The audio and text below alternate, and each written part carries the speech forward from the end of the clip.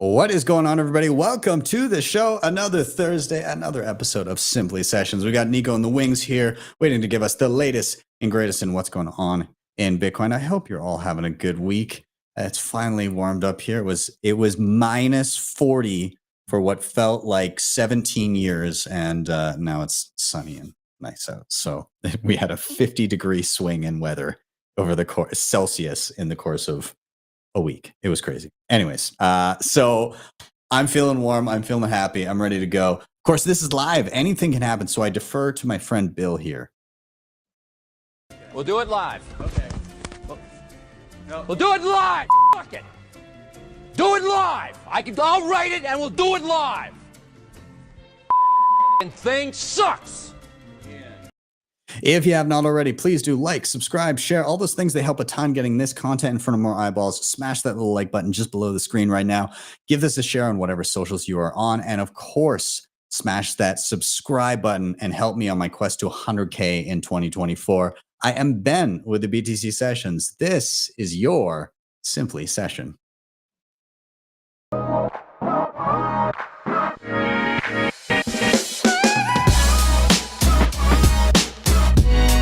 Hodl the Bitcoin.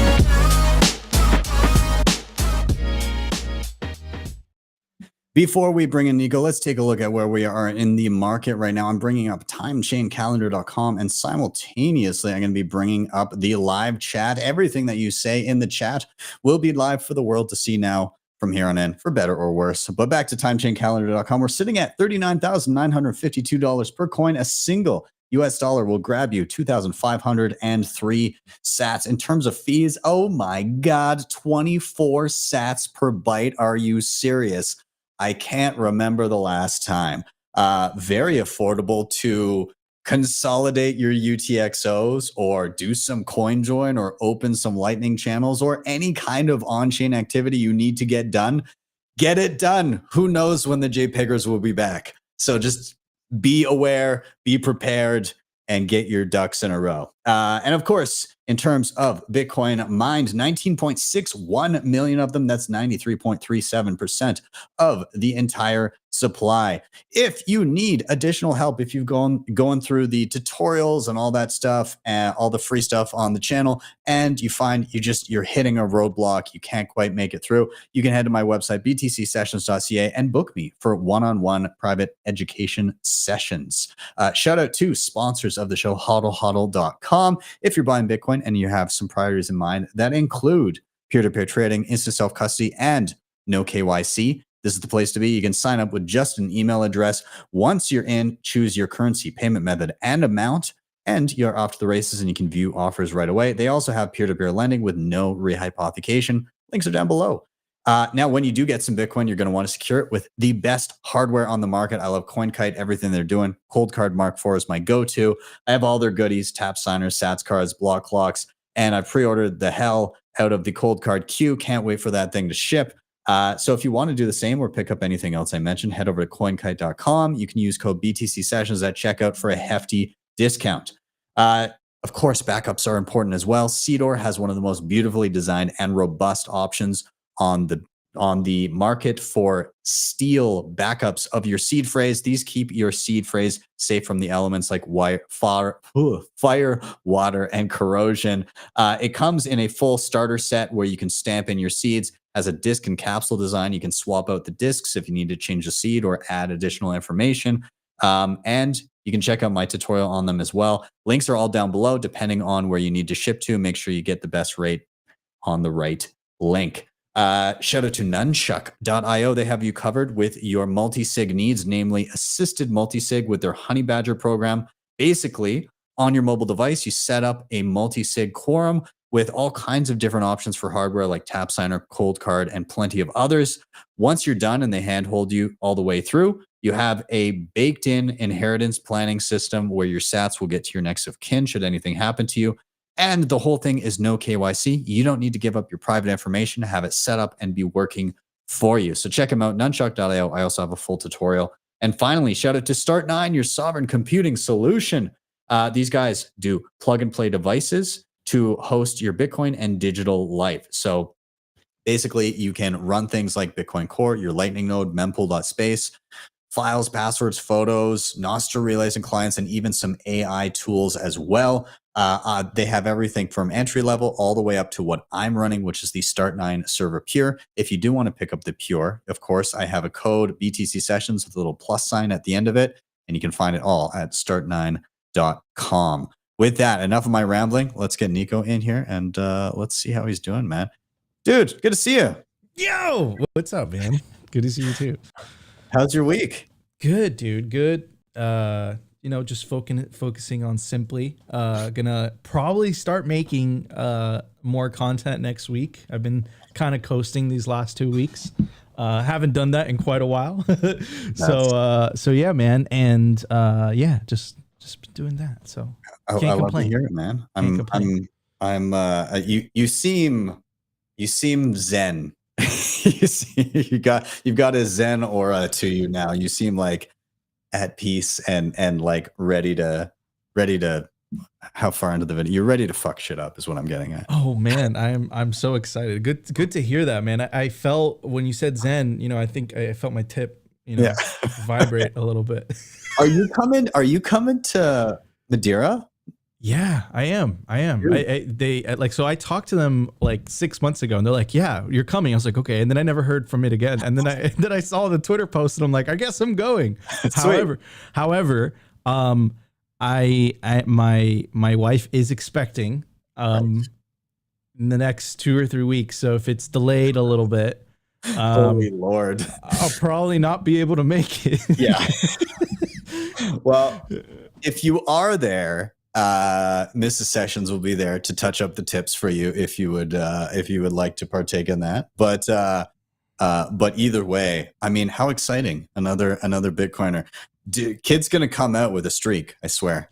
Oh, 100%. It's I've been telling Sophie that, and she doesn't believe me.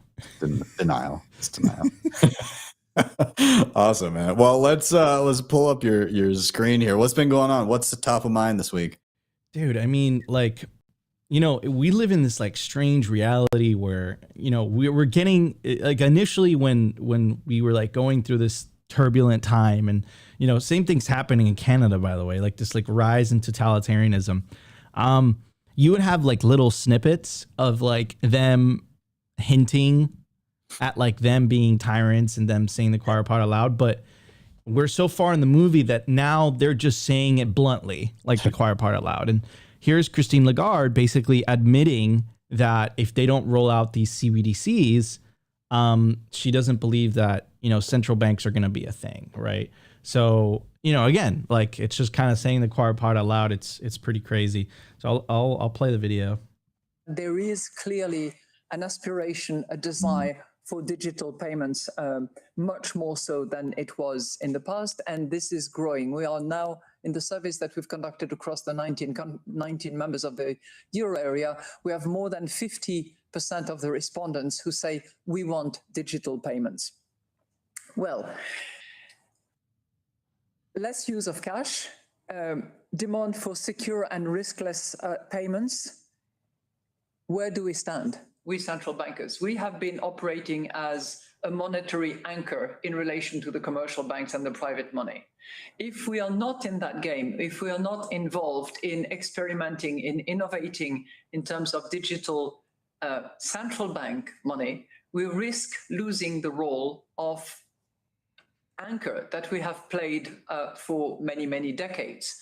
And we have historical examples of period where the central bank monetary anchor was not there, and that precipitated crisis after crisis. That certainly was the case at the time of the free banking in the 19th century. Do we want to go back to those days? Probably not. I would say certainly not from our vantage point, as a result of which we have to respond to the demand for those digital payments in order to maintain the role of anchor that we have been playing regularly.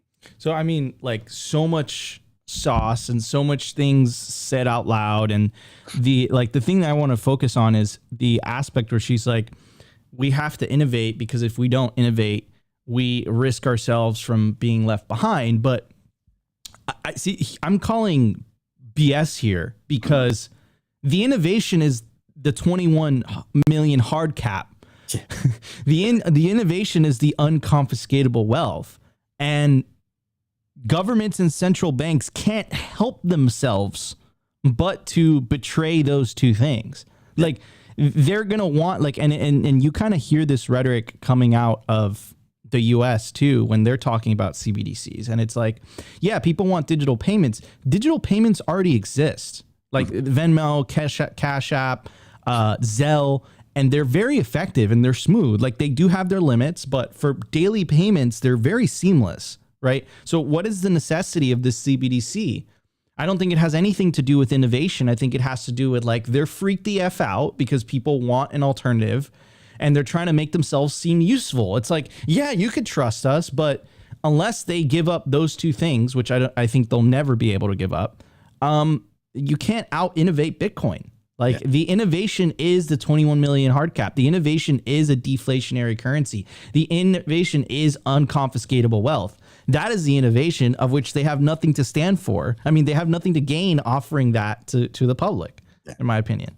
And I don't think they can. The innovation is rules without rulers, right? Exactly. And they are the rulers, and they don't want to be pushed out. They don't want rules without rulers. They want rulers without rules. Like, they literally want the inverse of it. It's hilarious. And you're right with the digital payment thing. People, yeah, sure, people want digital payments and they use them, but why, like, they're clearly worried about the non-institutional digital payments because everything is already digital. Like, people have digital payments. Why might they migrate to something digital that isn't controlled by a centralized third party? Well, because the centralized third party has put up gates and check stops and limitations and all of these things with the digital payments. People aren't here for digital payments. They're here to tear down all of the walls and the bullshit that has been built around the digital payments we already have. If you had a sound money that you could send anywhere, that worked seamlessly, that you could just store your wealth in, that nobody could easily confiscate, why would you need anything else? And she's absolutely right. We might, except for she didn't take it to the extreme she needed to, we might lose that position. You will lose that position. In fact, you've already lost it. You just don't know it yet. Yeah, and the world will be a much better place for it, right?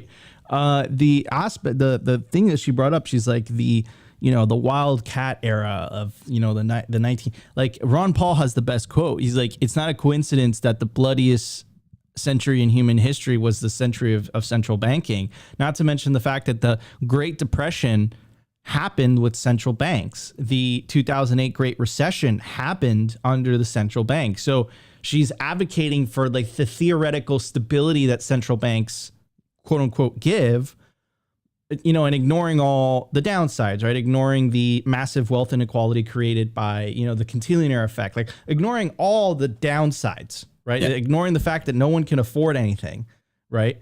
And you can literally blame that on fiat money and the printing, right? And she ignores all that. She's like, there's an anchor, maybe an anchor for you and your cronies. Yeah. Like, I don't benefit from that anchor. That's what Bitcoin's for in my life. Bitcoin is my anchor. Bitcoin's a much better anchor, bro. and not only that, like, the way she says, oh, the age of free banking, there was crisis after crisis. The crises came because, for lack of a better term, people fucked around and found out, right? And so, like, when there was insolvency and people got wind of it, they pulled out of a banking institution, as they rightfully should, because the money wasn't there. In today's day and age, it's not that isn't happening in the background. It's that there's this entity that will say, ooh, you guys were blatantly committing fraud, or you were milking people for all their money, and you basically, like, you didn't have the money there. Don't worry, we'll print it. We'll steal from everyone to make you whole. So it's not that there isn't the underlying, the underlying issue is still there. It's that they socialize the losses every time. And so, they privatize the gains, they socialize the losses.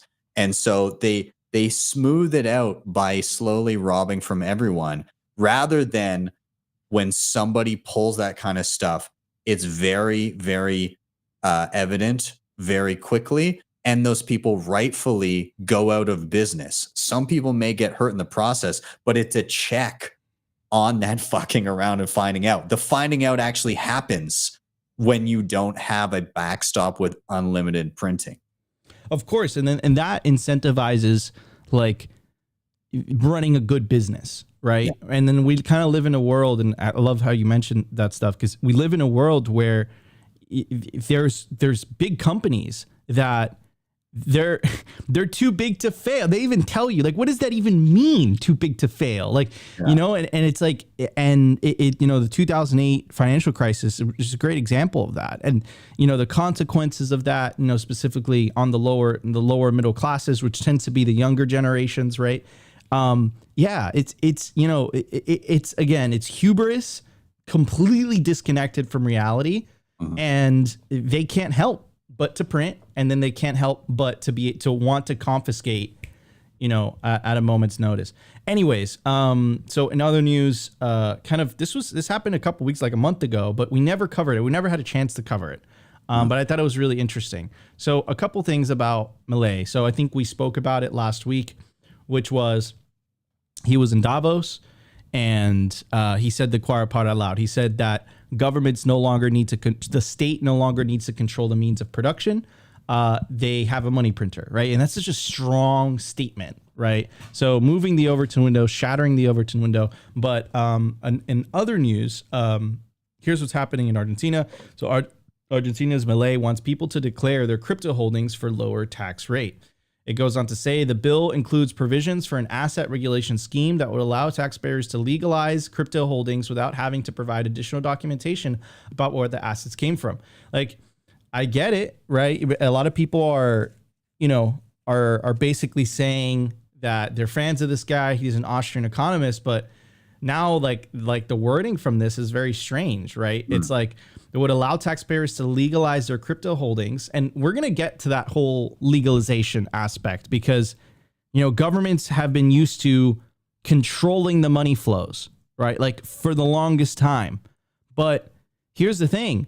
If I'm in Argentina and had a choice between holding Bitcoin and holding pesos, I would hold Bitcoin, like even with its volatility and like whatever, and I can transact with that Bitcoin. So, you know, and then again, like the worse the fiat currency, the higher the probability that people are using an alternative in the first place. So what happens when the majority of the population isn't using a currency of which they can't control, therefore they can't determine whether that's legal or not illegal, right?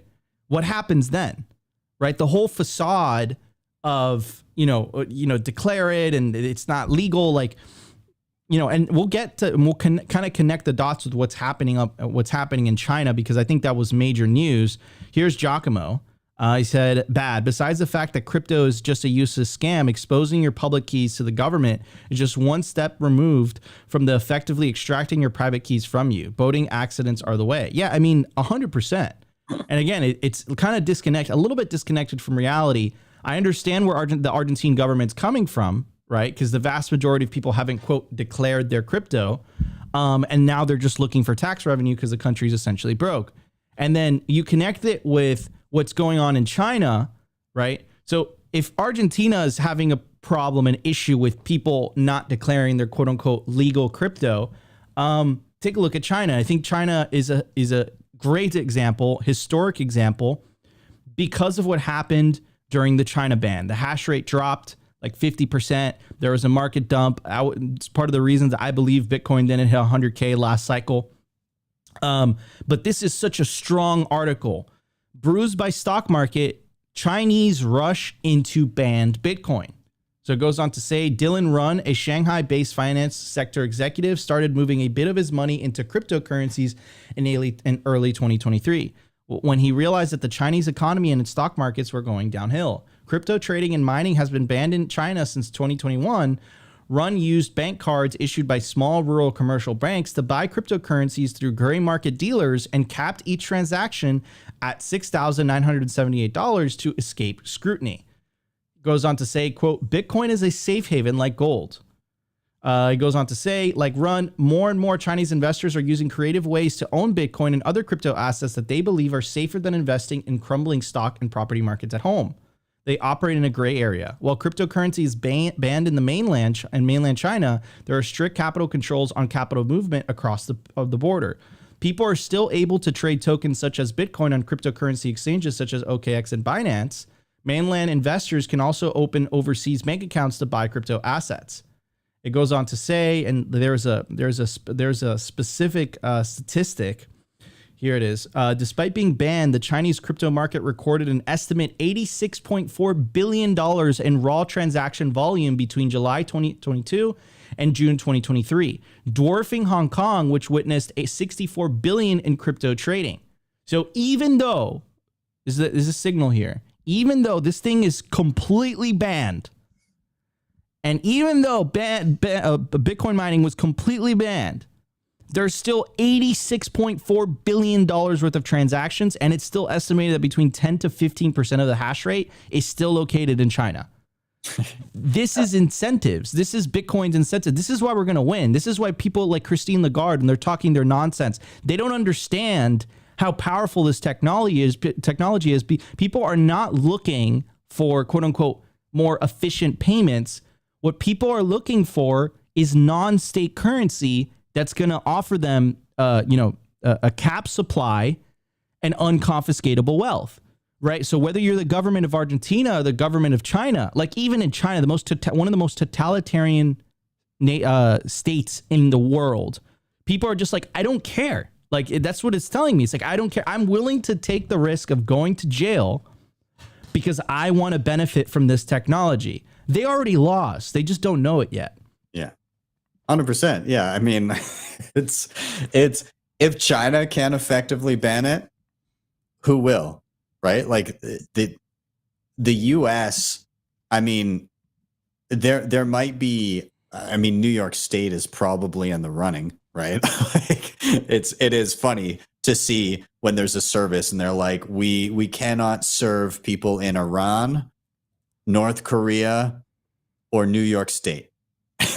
Like there's a number of services like that, but like the country as a whole, there's no chance. Like if this thing can't be effectively banned in China, it can't be effectively banned anywhere, to be honest. 100%. And it's just the coping and like the coming to terms by governments. Like they don't fully understand what is happening. And again, I feel like I'm repeating like a broken record here, but the sovereign individual quote like is so, they hit the nail on the head. New technologies will allow the holders of wealth to bypass national monopolies that have issued and regulated money in the modern period. Their importance for controlling the world's wealth will be transcended by mathematical algorithms that have no physical presence. In the new millennium, cyber money controlled by private markets will supersede fiat money issued by governments. And then what are all the consequences that come with that, right? What are all the consequences of that separation of money and state? But you're seeing the old way of states, like they haven't come to terms with the fact that they can't make this go away. And because they can't make it go away, it becomes a forcing function. Like if you can't make it go away, then you have to compete with it. But if your product, what you're offering is inferior, then people are not going to be incentivized to use it, right? And they're like, totalitarianness comes out. There's little slips here and there, right? Because they're like, oh, we're going to ban it. They realize like, oh, we can't ban it. So, they kind of go back and forth, right? Yeah. But yeah, man, it's interesting. All their, again, like the ban is what proves that they don't have control, right? If they try, and the US is trying to go the route of, let's not let on that a ban won't work. Let's try to regulate it and let people basically complacently just comply, and then we'll kind of have our cake and eat it too. I think that's the efforts in the States. Yeah, that's where they are 100%. That's where they are in the denial phase, right? They're still in the bargaining phase right now. Yeah. They haven't really fully understand or accept it, but I get it. It's a tough pill to swallow. Like if you're an egomaniac and you've been used to using the benefits of the monopoly on violence, And then all of a sudden that you don't have that anymore. You're just like, there's cognitive dissonance. You don't understand it. Yeah. Right. Anyways, so in other news, here's Jack Mallers, not only shattering the Overton window, but just dropping absolute bombs on the legacy media. Here's Dylan Leclerc. He posted the video. Let's check it out. Towards whether we will see an Ethereum or an Ether ETF come forward. Do you believe that that's like the next kind of dam breaking type of moment to really thrust even more institutional knowledge and even more institutional investment and inflows into crypto as a whole, even though I know you just said that crypto is a load of garbage? Yeah, crypto's loaded garbage. Jamie Dimon was Jeffrey Epstein's banker. Like, a lot of this stuff is just noise, pure unethical, malicious noise. My opinion, guys, again, is that global debt to GDP is 360%. What does that mean? The governments have piled up so much debt with no way to pay it back. So who's fronting that bill? I mean, someone's run up a $36 trillion bill at the bar. Who's paying for that? And the answer is whoever's holding the currencies that they can debase, that they can print more of. They have to issue more debt and print more currency to pay that bill. And so everyone has to find something else to hold. Do I want to hold Ethereum? Ethereum's a tech play. Ethereum's a gamble that Jamie Dimon's going to use it. What did he say in his ski resort Davos interview, that he's going to use it to flip real estate? What does that even mean? That doesn't mean anything. I was around. I mean, people don't know history. I was around when Ethereum got hacked, and that the Ethereum Foundation cherry-picked transactions. They were like, oh, we broke something, so that transaction doesn't exist. We're going to change the monetary policy here. That's what I'm going to do to hedge the Federal Reserve and the fact that they got to front a $37 trillion bill. Yeah, no thanks. And no one on Wall Street thinks that either, right? Bitcoin is the actually only innovation that is attractive to solve what is the biggest financial problem ever, which is central banking. So Ethereum is a tech play. And if Ethereum turns into the new Tesla, like a stock, like an equity, great, sure. People are going to get stimulus checks and they're going to go punt Ethereum and bet that Vitalik is the new Elon Musk. But it's not a new world reserve currency that everyone can use to escape the fact that we're all going to get debased, because over the last 100 years, governments accrued so much debt that we're in serious trouble. I mean, the last thing I'll say, guys, the bond market has never been this bad. The 60-40 portfolio that's so safe, bond holders are doing way worse than this guy who just casually owns Bitcoin, right? So this is a massive problem. And no, I don't think Solana, Ethereum, Dogecoin, no, I don't think that matters. I love how the guy finishes his question and Jack is like, here we go. It's great. It's great. We need more of this energy constantly. Yeah, I would want to see him and Christine Lagarde just debate. Oh, I think she would get up. Oh yeah, no, she wouldn't sit through it. No way. He makes too much sense. And he says it in he would say it to her in such an abrasive way that she would, and not even that bad. Like, it's not like he would just be doing like ad hominems, but he would call out the bullshit exactly verbatim how it happens. And there'd be no response to it, because the response would be like, well, that's true. Like, dude, it would be, I would pay money for that. I would pay money for that. That would be great. That needs to happen. Like, the fact that hasn't happened yet, is quite disappointing. They'll never. Anyways, in other news, we've been covering the FinCEN proposal, but essentially, to in case anyone hasn't been paying attention, in case you haven't been tuning into Simply Sessions, because we cover all this when the news breaks. The FinCEN, or really, I think it was really Elizabeth Warren and co., took advantage of a tragedy happening in Israel to incept the American public with this idea that terrorists were using quote unquote crypto to raise money, right? A couple weeks after that, the Binance press conference, and they literally used the word terrorism 15 times in that press conference. And then you see they made two moves, right? So move number one was Elizabeth Warren's bill that's currently in the Senate. She has 20 senators signed up, including 2 or 3 Republicans, that would essentially ban self-custody in the United States, and it would ban Bitcoin mining. essentially. And then they got away with this one because they took advantage of using the Patriot Act to kind of circumvent the legislative process. And this FinCEN proposal would make it so that essentially it demonizes, or it goes after single-use addresses. It affects the Lightning Network. It would essentially try to impose a surveillance network on top of Bitcoin, right? So not to mention the fact that it's unenforceable, in my opinion. The amount of paperwork they would, it's like it's a giant dragnet, right? So clearly, I don't think that the terrorism excuse was the right one, because it came out after the fact that article that they used misrepresented the data. They never cared to offer correction. This FinCEN proposal, even though that article was proved to be debunked, this FinCEN proposal stays, right? So clearly it was a political move. And here it looks like some 26 Bitcoin companies came together to sign a letter to FinCEN against proposed surveillance rules. So there's six key outlines that it proposes.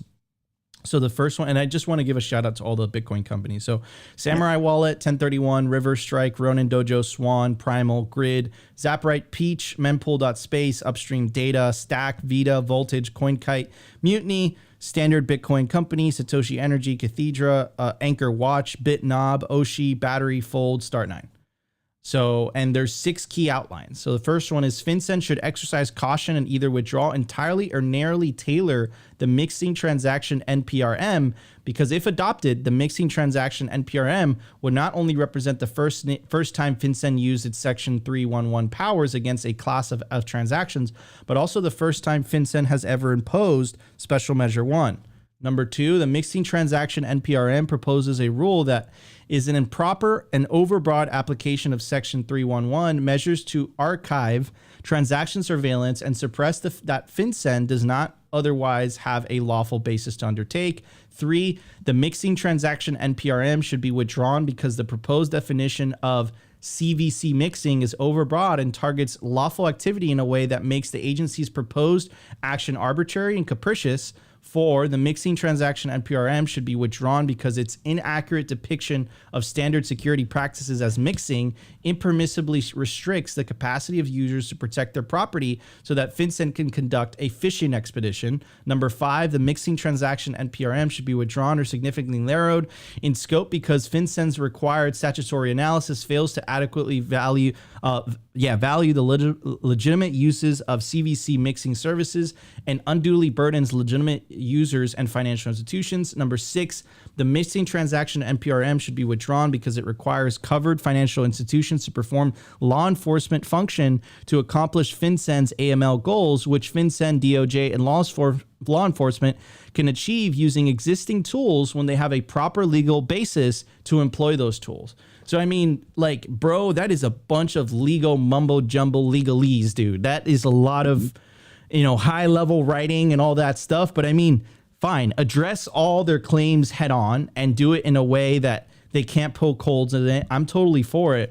But just to simplify it, what they're doing is bullshit, right? Mm-hmm. What they're doing is bullshit. It shouldn't apply to Bitcoin. Like, you can't apply rules that work in the previous system and you can't hope to apply it in a new system. And then not to mention the fact that the whole basis of this proposal was based on misrepresented data in the first place, right? Mm-hmm. So anyways, my thoughts on everything. What about yours? It honestly, it seems unenforceable. Like the static address thing where they're like part of the proposal targets like, oh, you shouldn't be allowed to have like a new address every single time in a wallet. How are you going to possibly even begin to, like, it's literally math. Like, somebody could sit and roll dice and like create a key and thus be able to create addresses from that key. Like, the whole function of the key is you can create multiple addresses from your XPub. So like, I don't know how they would even begin to try to enforce it, because at the end of the day, the addresses, once you have ownership of an address, you can easily move to any other address. So like it just, yeah. I mean, again, this is where they they catch all the law-abiding citizens and none, like the actual people that they're targeting are of course not going to listen to this. So all you're going to do is you're going to pigeonhole, or you're going to basically make all of these people that were always going to be 100% compliant. You're just going to make them do a whole bunch of extra steps. The people that think it's bullshit are probably just not going to do it. And then the actual like criminals that you really wanted to do it, of course, we're never going to do it. So like, I don't see how this plays out. It's like as effective as TSA. Yeah. Oh man, that's hilarious. Yeah, I 100% agree with your statement. It's and again, the part with the criminals is so spot on, because it's like you're gonna create this crazy like paper record keeping burden for people that do follow the law, and then criminals were never gonna fucking follow this anyways. Like they were never gonna be okay with this. So yeah, I mean, it's just ridiculous. But again, you know, the passage from the sovereign individual just keeps like repeating in my head over and over and over again. Right. Yeah. 20 years from now, I'm going to count how many times I read that passage on Simply Sessions. Probably going to be like 300 times. No, like 1,000 times. Anyway, so today's big news was really, again, major shift in the Overton window. For anyone who doesn't know what that is the acceptable window of discourse in the United States. There is currently not only a presidential candidate, but right now, according to the polls and the betting odds, I always trust the betting odds a little bit more. Donald Trump is the favorite to win the 2024 election, right? And he has brought it on. He has brought it up to the political discourse that central bank digital currencies are a bad thing. He's brought that up. Now, I was talking to Nolan from Bitcoin Magazine. He came on simply like 1 or 2 or 3 episodes ago. And he was talking about the fact that the country is so divided that essentially, and because so many people hate Donald Trump, that anything he says, the other party just takes another stance on it. Mm-hmm. Right. So there's a probability in the US right now that essentially that the other political party, just to say the exact opposite of what Trump says, would be advocating for central bank digital currencies. Can you imagine? Absolutely nuts. And how long until Trump brings up Bitcoin, right? Or if he doesn't bring up Bitcoin, what I said was having an anti-Bitcoin stance will be politically unviable by 2028. Now, you say, Nico, that's bullshit. Well, no, let's take a look at the candidates, right? You had Vivek Ramaswamy, you had Ron DeSantis, you had RFK Jr. on the other side. All of them stood for Bitcoin and against central bank digital currencies. And you could say, yeah, but Nico, they didn't have a chance of winning. And I'd say, okay, you're right. But Donald Trump has a big chance of winning. And he has now vocally gone against CBDCs. Now, why did this happen? I said this in January 17th. I said he definitely talked to Vivek. And then a couple days later, that's exactly what happened. Vivek, he reposted this video of Trump, and I'll play it for you guys. But essentially, it was Vivek that alerted Trump, and Vivek's a huge fan of Bitcoin, I might add, that CBDCs are dangerous.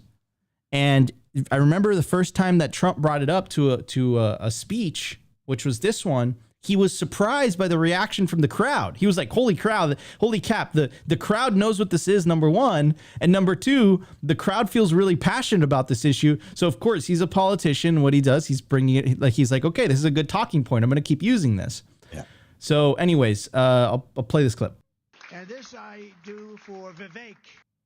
Very big into it. I happen to agree with him, but he said, could you mention this? I will never. He said, I love Vivek. I love him too now. I didn't love him when he was running, but I like him now. It's amazing the way you can like somebody when you win, right?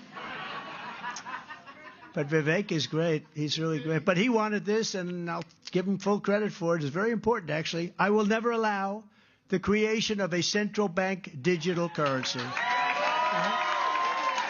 And this so, I mean, do for that.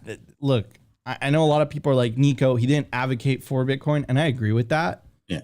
But again, we've been talking about CBDCs for a long time. And the fact that a candidate that is the favorite, according to the bettors and the pollsters right now, is the favorite to win the 2024 election, has just said that if he gets elected president, he is not going to allow the creation of a central bank digital currency. You could hear Christine, or you could see Christine Lagarde shedding a tear right now.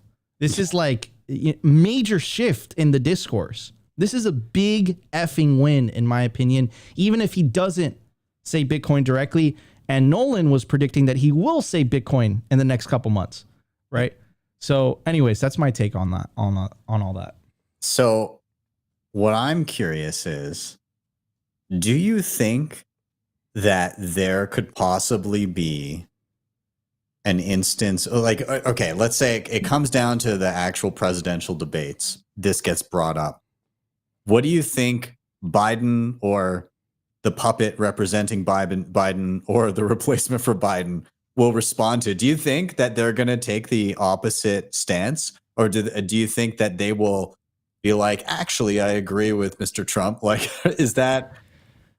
I think that they're absolutely going to take the opposite stance. The problem is that there is no freaking argument that is digestible in a short amount of time. Like, you have to explain why central banks are a good thing, right? Yeah. And like, that is not like a, that's not like a powerful stance. Like, it's like when Christine Lagarde is like, yeah, we're effed without these CBDCs. Do we really want to go back to the Wildcat era? It's like, I don't know, Christine Lagarde. I grew up in the central bank era, and this has been pretty fucking shitty, right? So what are you talking about, right? I just had to highlight this comment. I already know what Biden will say. Bitcoin bad. Oh man. Yeah, I mean, like, again, it's wild to me that this has actually become a front and center contentious issue. It was one thing, I was already kind of dumbfounded when it was becoming a presidential issue with like the second, third, and fourth stringers, but now that it's like in the mouths of the front runner, it's kind of like, oh shit, this is actually being thrust on like the entire populace of the US. And whether or not Trump is president, it's mostly that the topic is being discussed. And all of a sudden, there's going to be an entire country of people that see that represented as an actual issue. And there's going to be an entire country of people that begin kind of maybe looking online and saying, okay, well, what the hell is it? I need to figure out what the hell this is. And once you start looking, you're going to be seeing a whole lot of shit that's going to make you go, oh, wow, maybe that's not something that I want. And the only people speaking positively about CBDCs are the ones that have one, destroyed the global economy, and two, love power. Yep. And I hope and pray that the average person can just do a quick Google on CBDCs and be like, oh shit, yeah, maybe no, this is not a thing that I would like. Yeah, I like I said, dude, like Ben, like, how do you defend that? Like think about, how do you defend a CBDC? Like, it's like, what benefit more than, and then you hear it in their arguments, more efficient payments. Like, that's their argument, is like more efficient payments. Bitcoin is bad, it uses too much energy, but it's like no one believes that at this point. So like, they don't really have a good reason as to why the populace should swallow this pill. Yeah. And then that's like, and I think that's an issue for them. Like, I think they're really trapped into a corner, because if not, they would have used the argument by now. Yeah. They would have gone openly and say the CBDC is a good thing because of this, this, and that. But there is no argument for it. I can't think of one off the top of my head. Like an easily digestible one. You can come up with a whole paragraph as to why CBDC is good, but no, like, you need little bullet points for politicians. That's how people remember stuff. Yeah. Again, like to come out and say digital payments to the US. You're like, everybody's got fucking like it's like the height of digital payments in the US. You can do anything you want with anybody and send money to any, like, that is not like, people will see right through that. Oh, it's to make digital payments easy. Everybody's like, I got fucking Venmo and PayPal and like all of these different, like, what do you mean? No, it's true. It's true, dude. It's true. And you know, I think they're gonna have an uphill battle, but I think this is a big win for Bitcoiners. Yeah. Like I think even if you didn't say Bitcoin directly, I still think that it's a big shift in the discourse, and it's a positive shift. Anyways, Ben, I know I'm getting to the top of the hour, but it's been an honor, like always, guys. This was your Simply Sessions. I'll see you next week, Ben. Dude, good to see you. Have a good one. Awesome. Everybody stick around. We got a few quick updates before we round out the show. I wanted to give a quick shout out to Orange Pill app. They just dropped something new. If you're unfamiliar with Orange Pill app, basically it's a inherently location-based Bitcoin, I want to say Bitcoin meetup type app where you can go waltz into any city in the globe and say what Bitcoiners are near and basically have a friend anywhere. I use it all the time, especially when I'm traveling.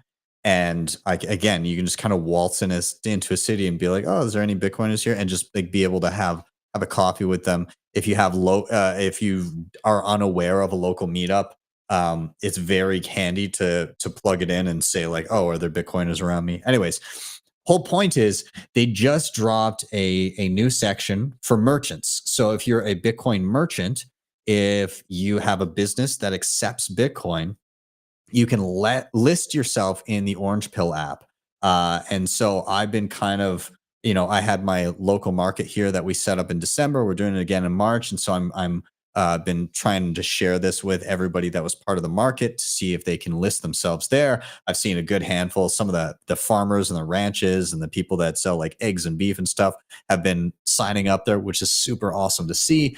So yeah, if you're a merchant and you haven't listed yourself on Orange Pill app, then go do it. In fact, even if you're not on Orange Pill app, number one, I think it's worth it to sign your business up there. But number two, you should also use the other listing sites where you can list yourself. So btcmap.org and satmap.app. So satmap.app.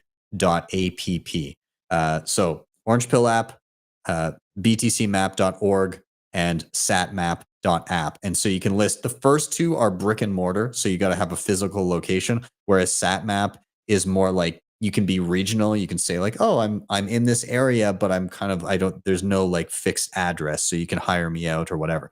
So yeah, anyways, I think that's really cool. I'm going to be using it a ton. I'm going to definitely try to frequent the people around me. And I highly encourage any business to list themselves because it's just a super easy way to find nearby places that you can go spend your Bitcoin. Okay. Also, big congrats to Peter McCormick. This straight from his Twitter. My lawyers have just confirmed that Craig Wright has had his final appeal denied by the Supreme Court. It is over. I won. Welcome to law, motherfucker. I love it. And he said, I'm going to read a little bit more from his tweet here. Permission to appeal was refused by 3 Supreme Court justices on the grounds that the appeal did not raise an arguable question of law. This is the end of the line for Wright's substantive claims against me. 5 years of hell over, a small amount of hell to deal with on costs, but still we did it. I have so many people to thank, my lawyers, my brother, Hodlanot, all the people who reached out with support, the people who helped with some of the costs, you know who you are. Now we turn to our brothers Hodlanot and Cobra Bitcoin and the businesses and developers still under attack. No mercy. Let's finish them. Fuck yeah.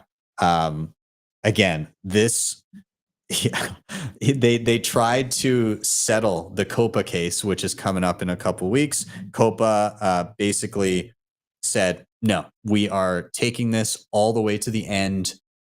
We're putting it through court. And from my understanding, this trial that's going to happen in the next couple of weeks is basically diving into is this person actually Satoshi? Like, where's the proof? Give me sauce. And so that's going to be super exciting to see him try to navigate that. And they're already just poking massive amounts of holes through all of the documents submitted by Craig, and I can't wait to see this go through, because it feels like shit is finally hitting the fan, and good, it's deserved. Moving on. Heads up, if you use a Trezor or have purchased Trezor or use their support or whatever, there's some unauthorized access to their email. So you probably might have received some sort of a phishing email that reads, "Dear customer, this email is to let you know that your wallet assets are undergoing an upgrade in an effort to upgrade our infrastructure. We're temporarily disabling the following networks," and it lists Bitcoin and a bunch of shitcoins. "We are requiring action from our users to re-enable the networks. Important. Failure to upgrade your networks could result in full funds lost," and then it hyperlinks to some phishing site or whatever. Anyways, that's unfortunate. It's also very unfortunate that the person had actually access to their main email account, and it says Zach XBT said phishing emails currently being sent out that appeared to be from Cointelegraph, Wallet Connect, Token Terminal, and DeFi team emails. 580K stolen so far. So yeah, just as a Bitcoiner, be vigilant. Don't go and just click links and give up your seed phrase. Like, all of these things are trying to fish from you. So again, as always, don't trust, verify. Moving on, Seed Hammer. If you're unfamiliar, this thing's really cool. Basically, it's like it can engrave a seed plate. So it puts your seed in, but also does like a scannable QR code for your private key. And then on the other side, it can have like a public key and a bunch of other information. You can also do like a multisig setup where the quorum is actually split into 3 pieces, like a 2 of 3 as well. So you can reconstitute the wallet and sign with any 2 of the 3 pieces. Anyways, they just had an update that allows you to fiddle with the order of which you do things. So we've now released version 1.2.0 of the Seed Hammer software. This has many good updates, a rather big change in workflow in order to support highly anticipated feature requests. Basically, you can invert the interface to seed first. Up till now, they've always required the descriptor of the wallet first and then the seed second. When backing up multisig wallets, this release inverts the interface flow to ask for the seed first. Anyways, awesome. I'm going to be playing around with this. I have it. It's like a big ass machine. You can get order plates and everything. I put up a little teaser video on it, but I plan on doing a video on it in the coming weeks. Should be fun. Either way, congrats on the update. Looking forward to future updates from them as well. I just wanted to mention that there's an update to Primal on Android for Nostr. And this falls in line with what they were doing on iPhone as well.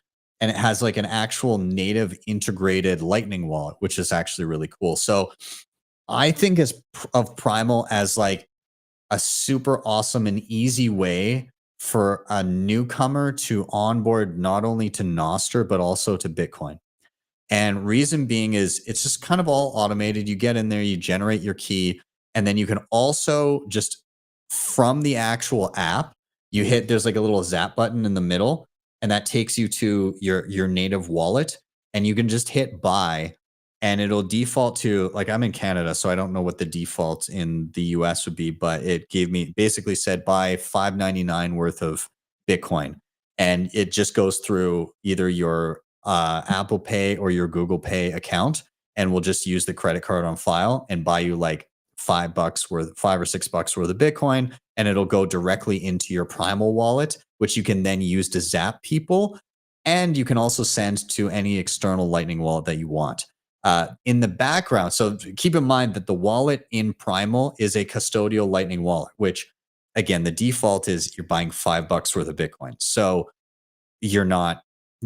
don't worry, you're not losing your life savings there. It's meant just for like tiny little tips, but it's a nice kind of inroads for somebody to just open an app, create a profile, have it already linked to a payment method, and get $5 worth of Bitcoin that they can then zap around and go, oh, geez, I can like pay people on social media. Cool. It worked very well for me. Super simple, like a couple of taps. I didn't have to do any sort of KYC or anything. It just worked. Obviously, like it's linked to a credit card that's associated with me. So there's that. But it just kind of seamlessly seem to work very, very well. Zaps seemed really easy. I sent externally to a different Lightning wallet. You can also, of course, if somebody obtains Bitcoin, can send into the wallet. But yeah, and then you also do have the option to switch the native wallet and use an external wallet if you so choose. And so I imagine a lot of people watching this will be like, well, I have my own preference of wallet. I'll link that one instead. So either way, congrats to Primal on that update. Also, this one's big. I'm very excited about this. I held off on doing a video on Aqua until they open sourced it, and it is now open source code as of 2 days ago. And so if you're unfamiliar, Aqua basically is a new Bitcoin wallet. It has on-chain Bitcoin, and then it has a cohesive, they call it like layer 2 Bitcoin, but it's kind of a mix of Liquid and Lightning in one. What's actually happening in the background is it defaults to Liquid and then it swaps in and out. But at the end of the day, what you have capabilities of doing is sending and receiving both Lightning and Liquid with a single unified balance. So I'm very excited about that. And they also added dark mode, which is really cool. And iPhone now has the functionality so that you can swap between on-chain Bitcoin and Liquid and vice versa. So that's awesome.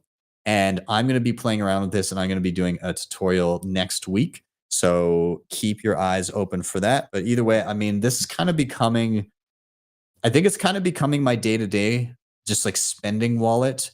Yeah, it's kind of taken that place. I of course, like Phoenix, it's that and Phoenix side by side. If I need kind of more to be a bit more nimble, then I'll send from Aqua to Phoenix, and Phoenix is kind of like my main Lightning wallet. So that's kind of where I'm at with that right now. Anyways, check it out and keep your eyes peeled next week. Also, I dropped a tutorial earlier this week for Coinos.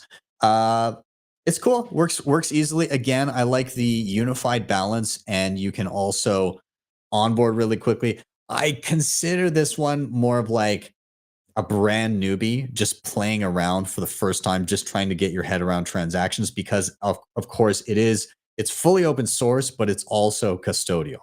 So take that for what it is. But nonetheless, very easy to set up. And the thing that was appealing is that it, again, also in a single unified balance, on-chain, Lightning, and Liquid, all three, all in one. You can deposit or accept payments in all forms, and then you can withdraw in whatever form you want. So it's just kind of all seamless altogether. The other thing I was going to say is it has like kind of like a merchant point of sale type screen. So it's really easy to have on like a tablet or just a phone and type in an amount and have somebody pay the equivalent amount in your local currency. It's not on the App Store, but it would be a progressive web app. So if you go onto it on your phone from your browser and you hit the little buttons in the top right of your browser, you can hit, I think on iPhone, it's save to home screen. On Android, it's install app. But it basically gives a little logo and everything, clickable logo on your home screen. And then it'll also open up without the address bar and all that stuff. So yeah, worth playing around with. Don't put any meaningful amount of funds in there. If you were using it as a merchant, I would say that would be okay over the course of the day, and then withdraw every single day into a wallet you use self-control. Yeah, that's kind of my take on that one. And then finally, tomorrow, why are we bullish? Daniel Batten, Michelle Weekly, Rob Wallace from BitcoinNews.com. Very excited to have them all on. It should be a lot of fun. That is tomorrow at 6 p.m. Eastern time. Do not miss it. Go set a reminder. And that's it. Anyways, guys, I'm going to finish up here. Thank you so much for joining myself and Nico. If you're not subscribed to Simply, of course, please go do that. They are awesome.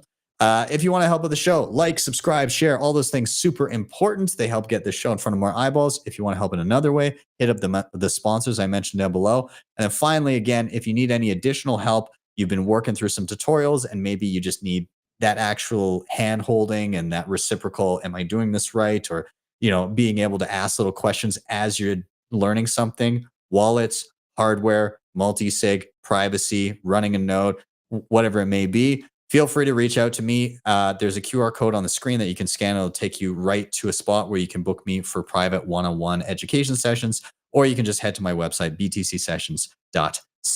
Anyways, with that, I am out. Have yourselves a wonderful day or evening, and I'll see you guys next time for your Simply session.